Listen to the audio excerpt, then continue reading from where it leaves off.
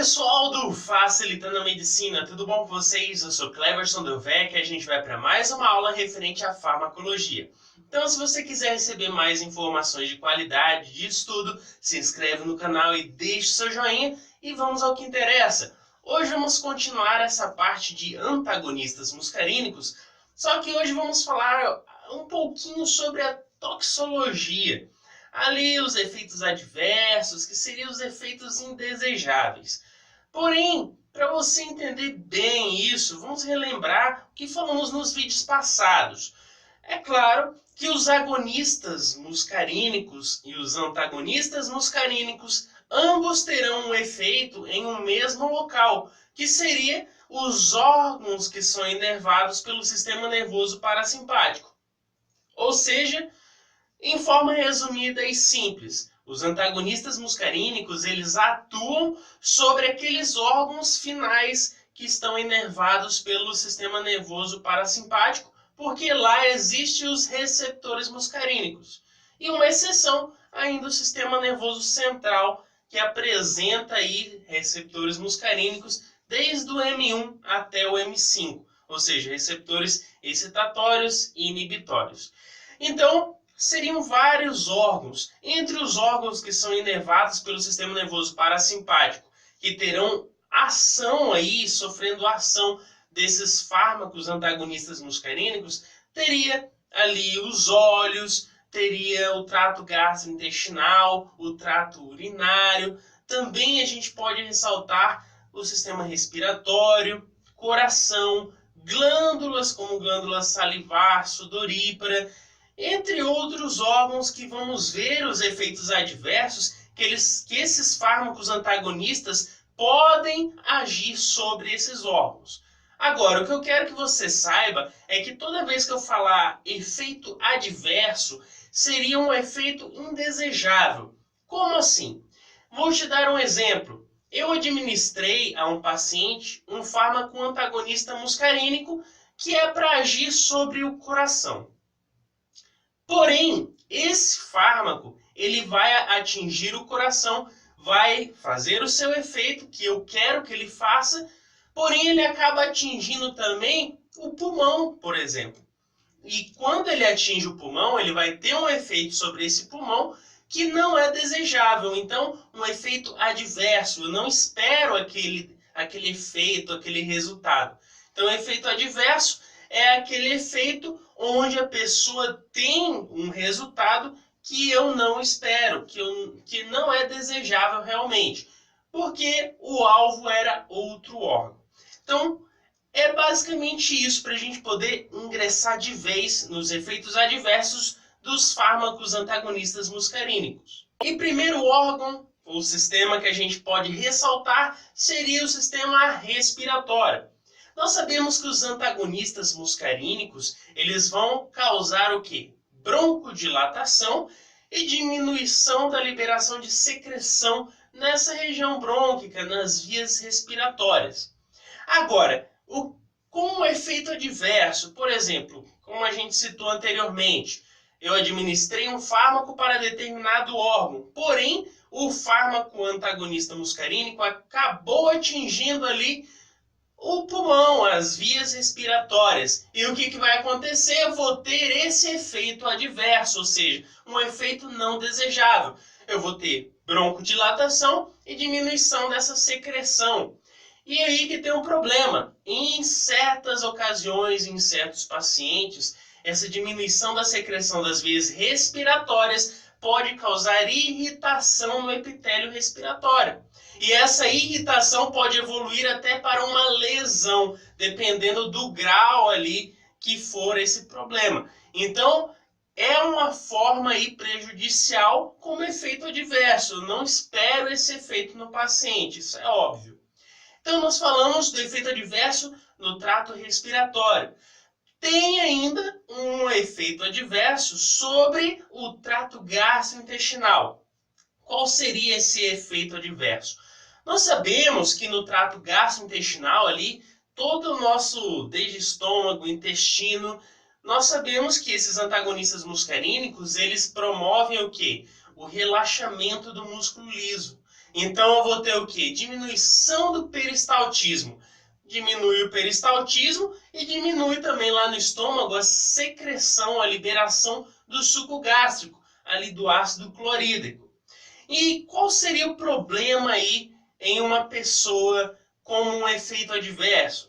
Lembrando que sempre efeito adverso é aquilo que eu não espero. Porque eu administrei um fármaco no paciente para atuar sobre determinado órgão. Porém, no nosso caso, ele acabou atingindo ali o trato gastrointestinal. E o que ele vai causar? Ele diminui a motilidade do nosso trato gastrointestinal. Com isso, a pessoa vai ter problemas de digestão. Digestão demorada, ali a pessoa tem aquele desconforto. Também pode ter, em certos casos, constipação. A pessoa não vai regularmente no banheiro fazer suas necessidades. E também diminui o quê? Ali o nosso suco gástrico, aquele ácido clorídrico. Então, a pessoa vai ter uma digestão realmente mais demorada, porque a gente sabe que o ácido clorídrico ajuda ali a digerir todo o alimento que a pessoa ingeriu. Então, retarda esse alimento, vai ter uma digestão mais demorada. E também a preocupação são as pessoas com gastrite alcaloide. Pode evoluir até mesmo para um tumor. Então, sempre é bom quando administrar um fármaco, qualquer fármaco, não só antagonista muscarínico, saber o quadro do paciente, os efeitos adversos que esse fármaco pode evoluir nesse indivíduo, nesse paciente. E sobre o coração? O coração, os antagonistas muscarínicos, eles geralmente promovem a taquicardia, ou seja, o aumento dos batimentos cardíacos. Então, como efeito adverso, ele realmente pode promover isso. O quê? Uma taquicardia, um aumento desse batimento do trabalho cardíaco. Agora, vai ser preocupante em pacientes que já apresentam alguns problemas cardíacos, cardiovasculares, por exemplo, ali uma pressão alta. Se eu administro um antagonista muscarínico que tem a função de atuar sobre outro órgão, porém ele acaba atuando sobre o coração e aumentando os batimentos cardíacos nesse paciente com problema cardiovascular, problema de pressão alta, eu vou piorar o quadro desse paciente, pode evoluir aí para graves consequências. Então, principal efeito adverso é o aumento do ritmo cardíaco no paciente. Então, cardiovascular. Agora, e nos olhos? Nos olhos também vamos ter efeitos adversos. Primeiro, lembrando que os antagonistas muscarínicos, os fármacos antagonistas muscarínicos, eles promovem o quê? Midríase, a dilatação dessa pupila. E ele é realmente utilizado para diagnóstico ali de miopia e astigmatismo. Claro que isso de forma natural. Agora, e o efeito adverso? O efeito adverso, eu administro um fármaco para atingir sobre outro órgão e acaba causando ali efeito sobre os olhos. Então a pessoa vai ter o quê? Aquela visão borrosa, principalmente para observar objetos que estão próximos a ela. Então a pessoa vai pensar, ih, eu estou morrendo, não estou vendo nada. Pois é um efeito adverso aí de um antagonista muscarínico. Então a pessoa tem midríase, dilatação da pupila, que basicamente vai ter ali esse desconforto, essa visão borrosa no paciente. Também nós podemos ter efeitos adversos sobre o trato urinário. O trato urinário, principal efeito de um antagonista muscarínico é o relaxamento do tônus ali da bexiga, dos ureteres. Isso vai diminuir a quantidade de micção, ou seja, a eliminação dessa urina. Isso é o efeito normal dele. Geralmente, aqueles pacientes que têm muita vontade de urinar, eu administro esse antagonista.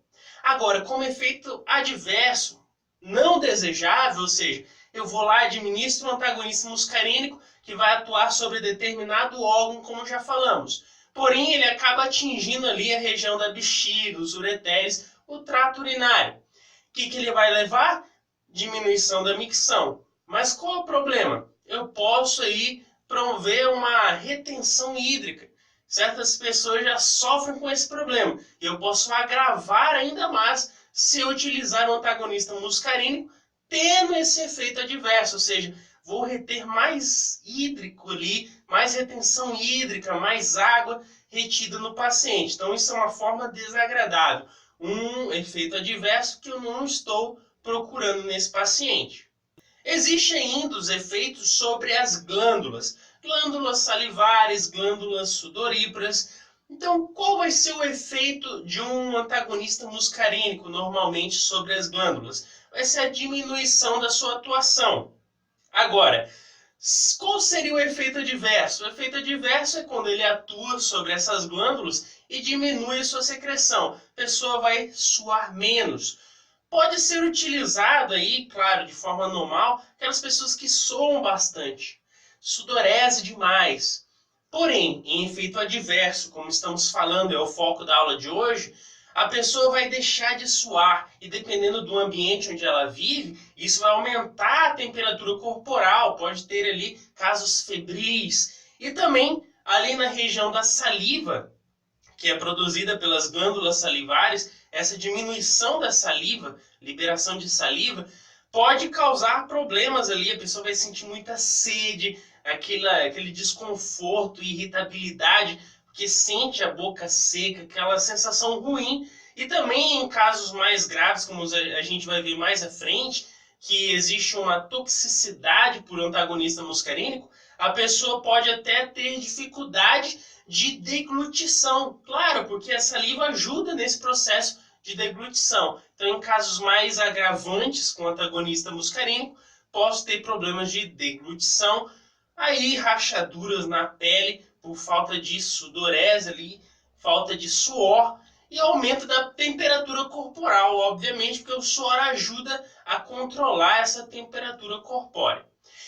E também no sistema nervoso central, o principal efeito de um antagonista muscarínico no sistema nervoso central vai ser depressão. Eu vou deprimir esse sistema nervoso central e vou induzir o paciente ao sono. Porém, em casos mais graves aí por intoxicação ou uma toxicidade elevada por antagonista muscarínico, eu posso induzir o paciente à irritabilidade, ao delírio e até em alguns casos ao coma. Então, teria essa grande diferença. Em graus normais de administração do fármaco, eu vou ter sono. Em casos aí mais de toxicidade, em casos mais elevados, eu vou ter aí uma irritabilidade, delírio e até o coma.